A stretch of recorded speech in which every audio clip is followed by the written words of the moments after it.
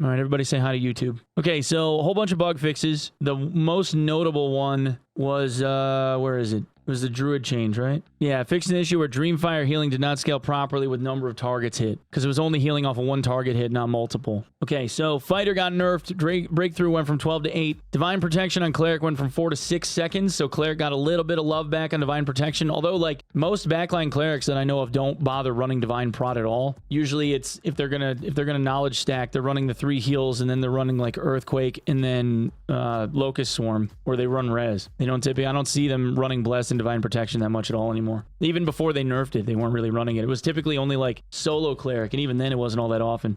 Druid, Life Loom Aura, healing amount changed from 2 to 1. Orb of Nature count went to 4. Barkskin is 4 count from 5. 1 to 0.75 seconds on Barkskin. Entangling Vine spell count changed from 3 to 2. Vine's duration changed from 6 to 3 seconds, and it takes 0.75 seconds to activate. So that's a pretty hard series of nerfs on the Druid's end. Thorn Barrier changed from 3 to 2.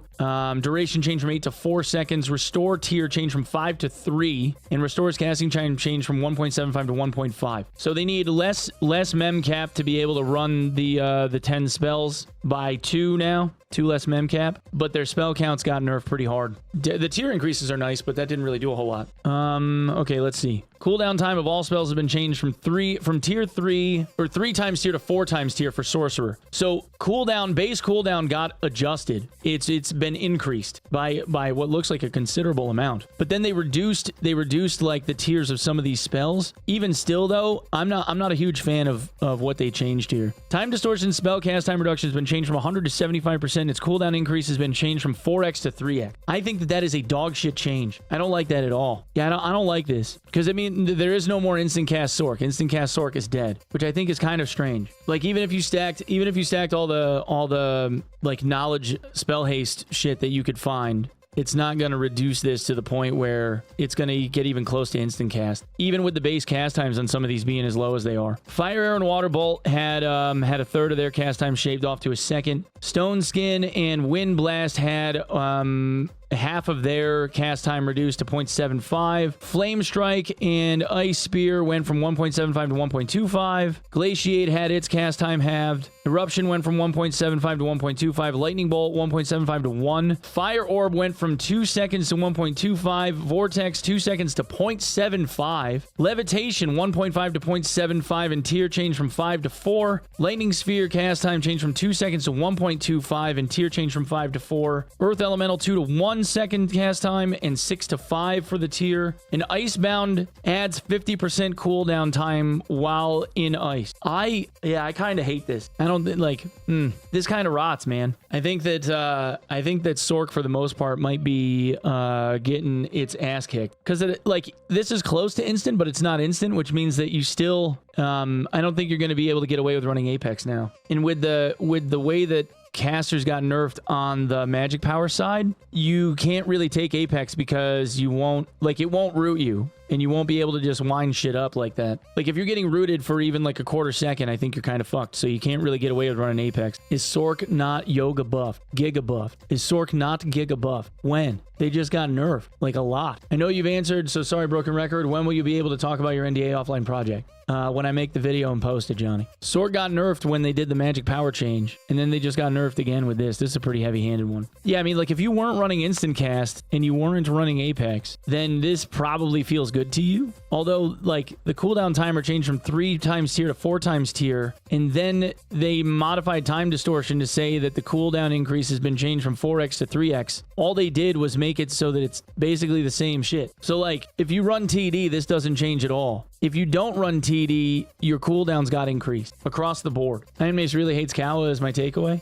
I don't think Sparky was doing anything amazing. You gotta remember, he's showing highlight reels. He didn't show any of the times that he lost, you know? Is it wiping? April 10th. EA Season 5 Adventure Rank reward revealed. Okay, so now we know what EA Season 5 is going to do. Religion and Adventure ranks will end on April 3rd. So you have to get, if you're going to grind for AP, you got to get it done by the 3rd of April. You got 14 days, 2 weeks. Defeat in the arena will no longer result in losing items regardless of their status. So you can use bought gear in arena now. You won't lose it if you lose the round. Arena Test Season 3 will run from March 21st to March 31st. So you got 10 days for Season 3. Non-seasonal arena runs from March 31st to April 7th. In that arena, you will not lose equipment upon defeat, and there will be no equipment grade restrictions. So for 1 week from the 31st to the 7th, you can run uniques and artifact weapons. Several new arena modules added. Oh good, more shitty arena modules, yes. Improvements to some arena modules. Arena recent matches UI improvements. Arena item policy changes have been made with improvements to UI guidance. Arena party score restriction. If the MMR difference between the highest and lowest player in a party is 390 or more, matchmaking will not occur. That's interesting. Arena MMR calculation method updated. From now on, the MMR will only consider the opponent's average score and the player's score without being affected by their team's score. Huh. Warlock's Bolt of Darkness spell effect improved. Cleric's Locust Swarm effect improved. Dreamwalk now activates on Dark Swarm. Equipment with magic resist has been updated. Added dual base stats to some items and reduced magic resistance by 30%. So they stat squished magic resist